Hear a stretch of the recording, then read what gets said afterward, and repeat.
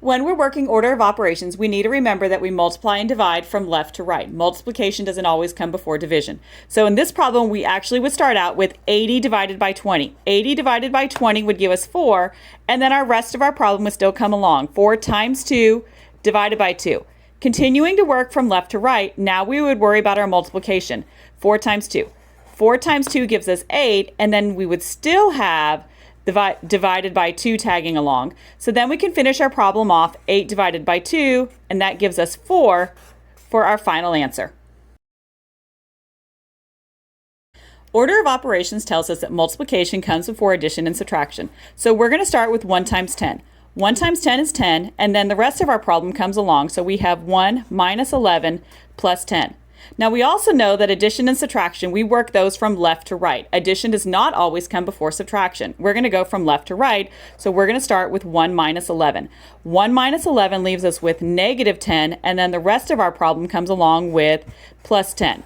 Negative 10 and positive 10, or negative 10 plus 10, those are opposites. They're going to cancel each other out, so that means our final value is going to be 0.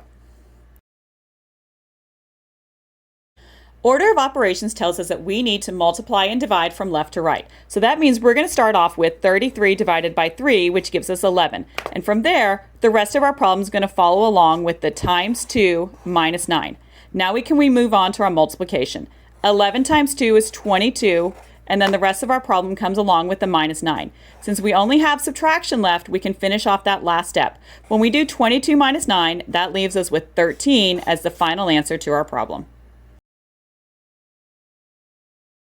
Order of operations tells us that we need to do all of our division left to right first. So we're going to start with 48 divided by 6.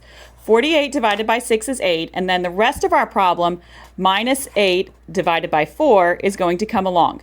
Before we can subtract, we need to worry about our other division problems. So we're going to worry about 8 divided by 4, which gives us 2, and then we can bring along the rest of our problem so that we can finish with 8 minus 2. 8 minus 2 is then going to give us 6, and that's our final value to our problem. Order of operations tells us that we need to start with what's inside our parentheses. So that's going to be our 7 minus 2.